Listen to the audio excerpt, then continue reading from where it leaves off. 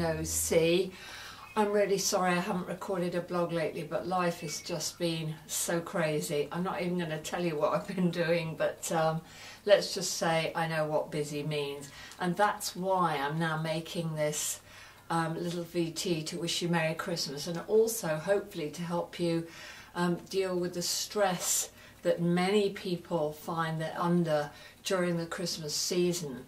And I think that, I mean, I get stressed like anyone else does, but I sometimes think that it's our attitude to all the jobs that we have to do rather than the stress itself that causes us so many problems.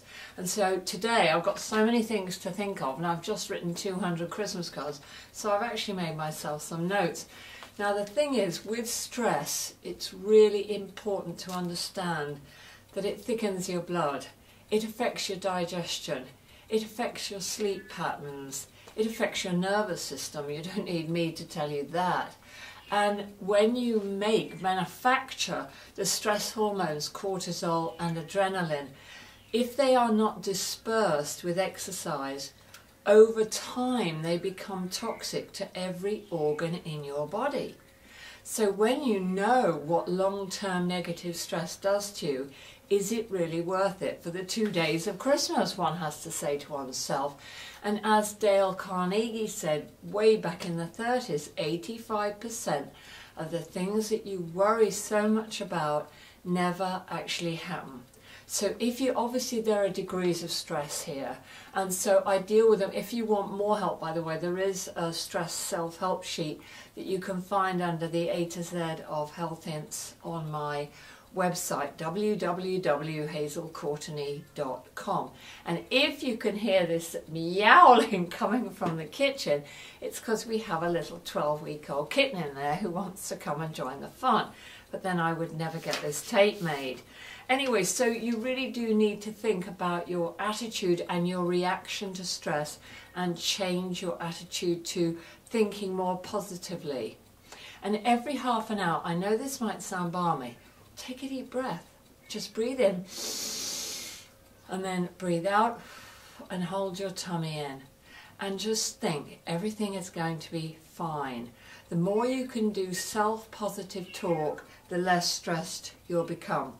And also, I hope I mentioned earlier that long-term stress usually affects your immune function. So you're far more likely to catch a cold off the kids or of somebody in a shop or on a train or wherever.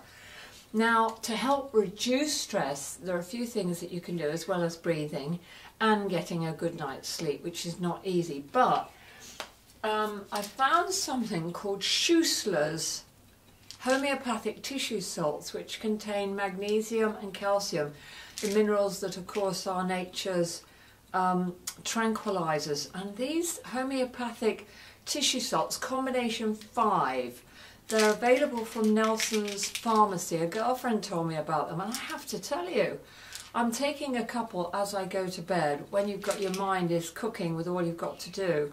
And they're absolutely amazing, and they really do help get a restful night's sleep.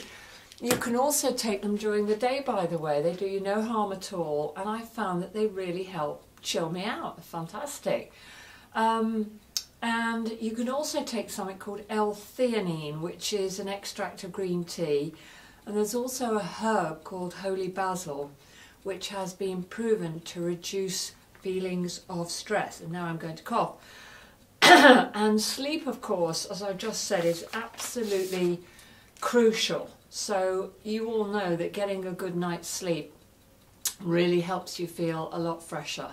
So take it steady and enjoy the moment. And if you can, get out for a walk in the sunshine, because then you will make more of the feel-good hormone serotonin. And it's really important, natural light going into your pineal gland really helps you to feel better. Now generally in the winter, if you're not lucky enough to be going away to the sunshine, and you're like me standing by a fire trying to keep warm, you need more vitamin D3.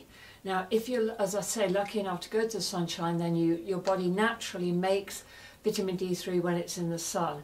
But otherwise, please take around 800 to 1,000 international units a day. You also need fish oils in the winter to ward away depression, to keep those joints supple. And we're all in heated environments, well most people are if we're lucky enough, and your skin dries out. And fish oils help keep your skin lovely and moist. If you're feeling utterly exhausted, for a bit more energy you can get some liquid B12, which is really important for health.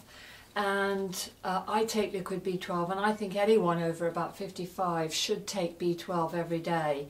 And I use a liquid form under the tongue, and it really does help keep your heart healthier. It helps produce more energy and reduces lethargy, and it reduces depression. Sorry, I've written all this down, aren't I? Terrible.